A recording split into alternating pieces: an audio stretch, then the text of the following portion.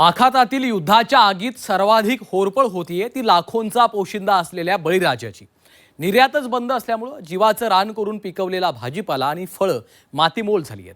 त्यामध्येच कृषी साहित्याचे दर भडकल्यामुळे पुढचा संपूर्ण हंगाम अडचणीत सापडलेला आहे। पाहूयात।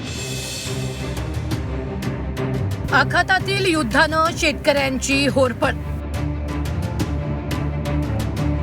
शेतमालाची निर्यात ठप्प, कृषी साहित्यही महागलं।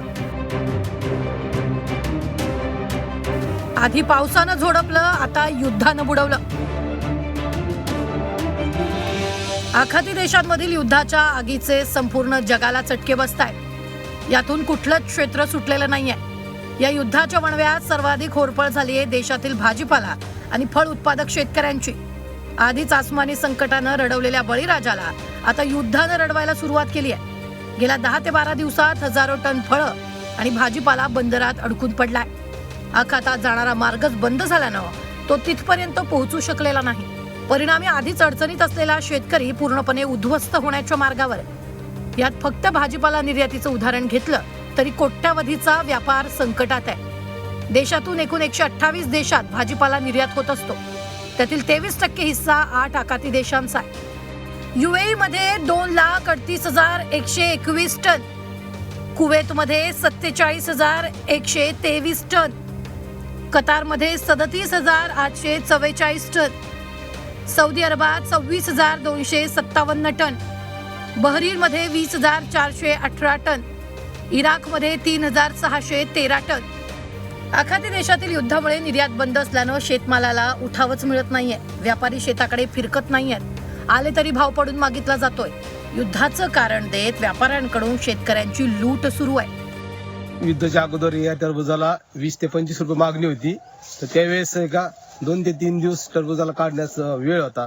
नंतर 2-3 दिवसांनी व्यापारी चक्रा मारायला लागले, तर डायरेक्ट ते सांगायला लागले आता युद्ध चालू आहे, ट्रान्सपोर्ट बंद झालेला आहे। तर त्यामुळे आम्ही आता 5 ते 6 रुपये किलो मागत आहे।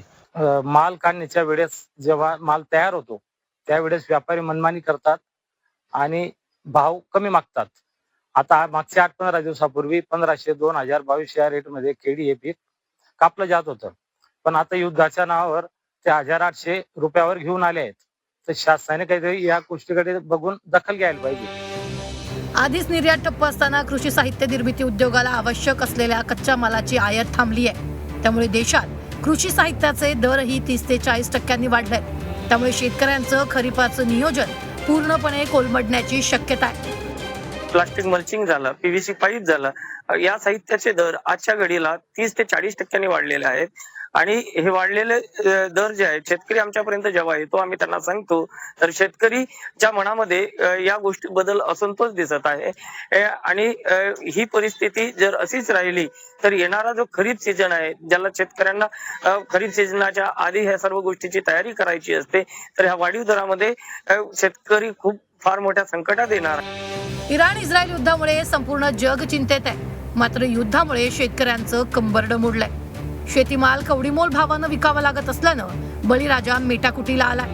त्यातच आगामी हंगामपूर्वी कृषी साहित्याचे दर वाढल्यानं दुष्काळात 13वा महिना अशी शेतकऱ्यांची अवस्था आहे। एरवी पावसाची चातकाप्रमाणे वाट पाहणाऱ्या बळीराजाचे डोळे आता युद्ध कधी थांबणार याकडे लागून राहिले।